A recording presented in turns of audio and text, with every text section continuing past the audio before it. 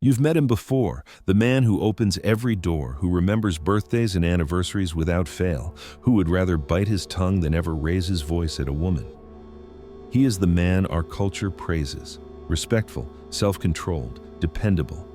He was raised to believe that patience is strength, that calm communication solves conflict, and that a good man never becomes that guy who shouts or loses his composure.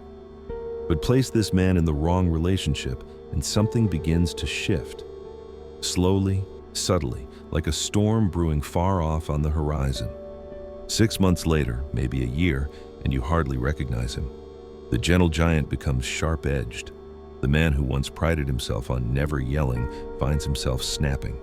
The calm problem solver turns into someone frustrated, resentful, and eventually, angry. It is a transformation so striking it makes the tale of Dr. Jekyll and Mr. Hyde look like a children's story. And here's the unsettling truth. This change does not happen because the man was secretly unstable or because he showed his true colors. No, he was shaped, trained, conditioned, molded by a set of responses so subtle and so consistent that neither he nor his partner realized what was happening. It is a psychological trap, and once you see it, you cannot unsee it. Carl Jung once wrote that, until you make the unconscious conscious, it will direct your life, and you will call it fate. Relationships are laboratories of unconscious conditioning. What gets rewarded grows. What gets ignored withers. Every couple unknowingly runs experiments on each other, teaching and learning what works, what fails, what earns attention, and what gets dismissed. The tragedy is that when patience is punished and anger is rewarded, even the most disciplined man eventually becomes what he hates. Picture this.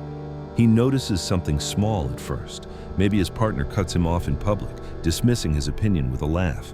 Or she makes a financial choice without even asking him. Or she keeps showing up late, no matter how much he tries to explain that his time matters. Being the respectful man he is, he brings it up gently. He waits for a calm moment, chooses his words carefully, and speaks from the heart. When you interrupted me at dinner last night, it made me feel like my thoughts didn't matter. Her response? Nothing. Or worse, a counterattack. You're too sensitive. That's not what happened. You're trying to control me. His words fall flat, dismissed as if they were nothing at all. Still, he tries again. Maybe he reframes it. Maybe he speaks about his feelings instead of pointing at her actions. Maybe he waits for the perfect time. Yet each attempt leads to the same cold wall, minimization, deflection, or silence. This is where the conditioning begins. She does not realize it, and neither does he. But in that moment, she has unknowingly taught him a devastating lesson. Calm communication gets no results here. Respectful dialogue changes nothing. It is as if the man has spent years learning the rules of good communication, only to discover that in this relationship those rules no longer apply. The ground beneath him begins to shift, and though he fights it, his brain does what all human brains are wired to do. It searches for a strategy that works. Psychologist B.F. Skinner demonstrated long ago that behavior is shaped by reinforcement. What brings results, we repeat. What brings nothing, we abandon. When the man's patience brings no recognition, but his anger finally breaks through, the trap begins to close. Most men resist this change at first. They try every other path.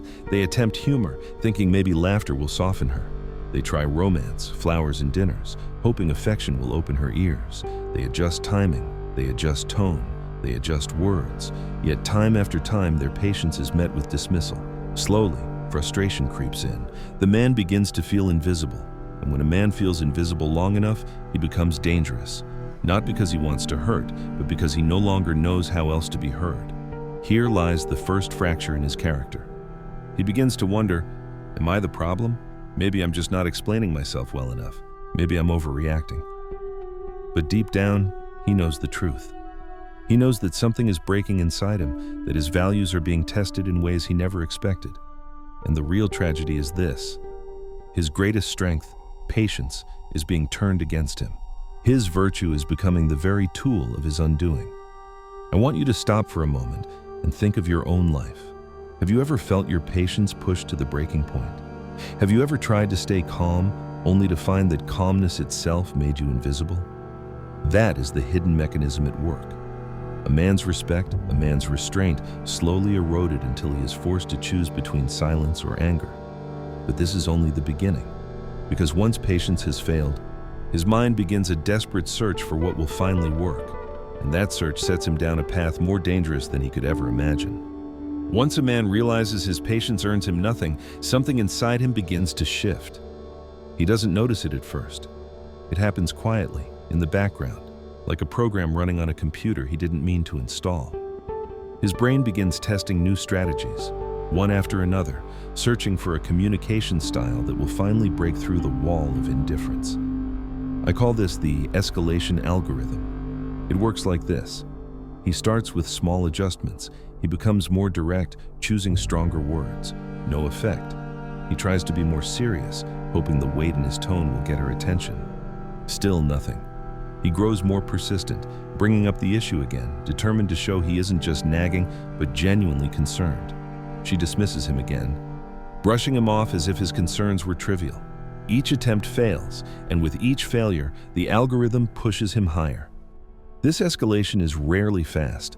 It can take months, sometimes years, because patient men fight it with everything they have. They hate the idea of becoming aggressive. They see anger as weakness, as failure. But the mind is practical. It adapts to what works. And when every path of patience collapses, the algorithm leaves only one option: raise the volume, raise the intensity, and force her to notice. Let me give you an example. Imagine a man who notices his partner constantly scrolling on her phone during dinner. At first, he mentions it lightly, maybe even joking. "Hey, am I competing with Instagram tonight?" She laughs but doesn't stop. The next week, he tries again. More serious. "I really value our time together, and it feels hurtful when you're distracted." She nods absent-mindedly, puts the phone down for 5 minutes, then picks it back up. Months later, after countless ignored requests, he finally snaps. "Can you put the damn phone away for once?" And suddenly, she listens. For the first time, she hears the urgency in his voice. She puts the phone down. In that moment, without realizing it, she has rewarded his anger and punished his patience. Psychologists call this reinforcement learning. Ivan Pavlov showed that even dogs can be conditioned to salivate at the ring of a bell. Humans are no different, except here, the bell is anger and the salivation is attention. Once a man learns that raising his voice works, the algorithm registers the result. His nervous system whispers, "This is what you must do to be heard." Now, once this conditioning takes root, men face a fork in the road, 3 possible paths, each carrying its own cost. The first is what I call the highway of escalation. This is where most men end up. They begin incorporating anger into their daily communication, not because they enjoy it, but because it works. What began as a desperate outburst becomes a habit. They transform from patient men who sometimes get angry into angry men who sometimes show patience. And slowly, anger becomes their primary language. It's like a drug, not one they want, but one they come to depend on. Psychologists sometimes call this anger addiction, not because the man craves the emotion, but because it becomes the only reliable tool for making things change. He feels trapped by its effectiveness. The second path is the collapse inward. Some men, horrified by their own flashes of rage, choose instead to shut down. They stop communicating their needs. They stop asserting their boundaries. They convince themselves it's better to be silent than to become someone they despise. But silence comes at a price. It breeds resentment. It creates ghosts, men who are physically present but emotionally absent, men who become shadows of who they once were. This is what psychologists call learned helplessness. Over time, they stop believing their voice matters at all. And in relationships, a man who believes his voice doesn't matter slowly withers away. The third path, the rarest, is the strategic exit. These are the men who recognize the trap for what it is. They see the conditioning process. They feel the erosion of their character, and they refuse to play the game. Rather than becoming angry or disappearing into silence, they walk away. They understand something most men take years to accept. A relationship that demands you abandon your values will eventually destroy you. Better to leave with your self-respect intact than to stay and watch your patience turn into rage. I once spoke with a man in his 40s who had taken this third path. He told me, "I realized I was turning into someone I didn't like. I didn't even recognize the sound of my own voice anymore." That was when I knew. It wasn't just about her. It was about who I was becoming. That clarity saved him years of bitterness. He left, not because he didn't love her, but because he loved himself enough not to lose himself. These three paths are not simply choices, they are identities. They shape who a man becomes for years to come. Escalation turns him into someone volatile. Collapse turns him into someone invisible. Exit turns him into someone resilient. And the direction he takes determines not only the fate of his relationship, but the future of his character. Now here's the part most men don't realize. Whichever path they take, something deeper is happening underneath. It isn't just about communication styles or relationship arguments. It is about the slow erosion of respect, both for himself and from his partner. That erosion is the true poison in this process, and it spreads far beyond the walls of the home.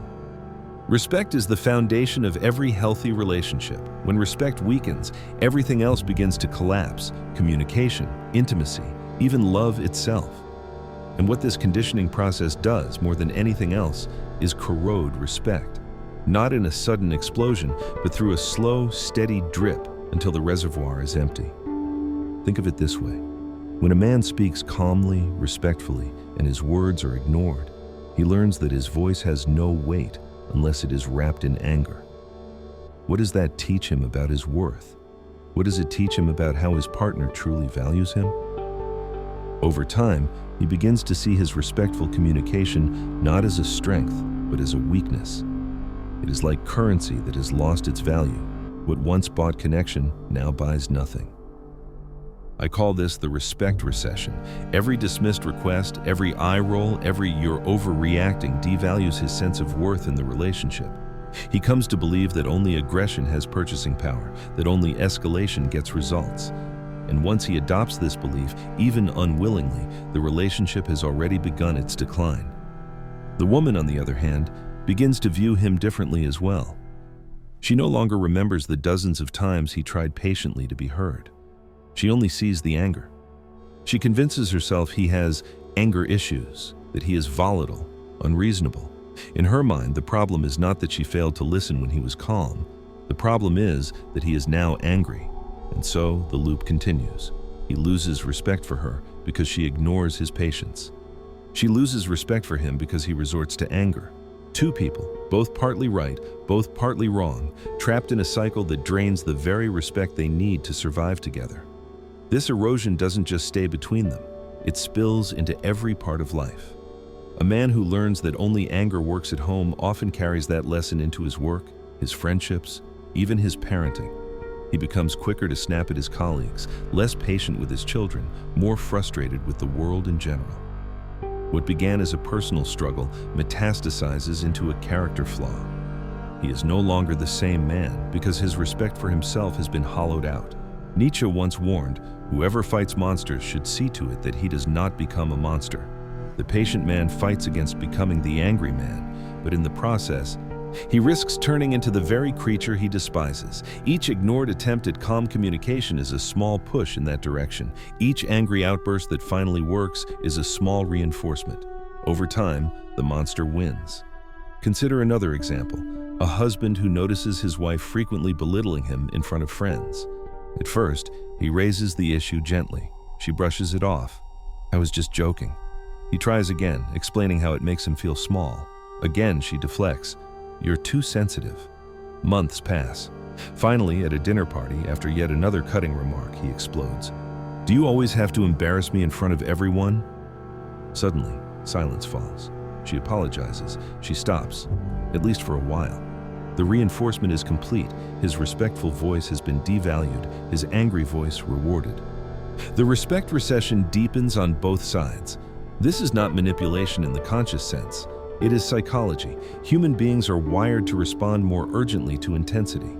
In a world flooded with inputs, texts, notifications, deadlines, noise, Calm communication feels optional. Anger cuts through the clutter. Evolution trained us to respond to threats with urgency. In the modern relationship, that wiring backfires, teaching couples that only emotional intensity earns attention. Psychologist B.F. Skinner described intermittent reinforcement as the most powerful conditioning schedule, sometimes rewarded, sometimes ignored. It's what makes gambling addictive, but here, it's even more insidious. The man's calm requests are consistently ignored, while his angry demands are reliably acknowledged. The lesson is not random. It is precise. Anger equals attention. Calmness equals invisibility. And here is the devastating truth. The more this pattern repeats, the more deeply it reshapes his identity. At first, he believes anger is just a temporary tool.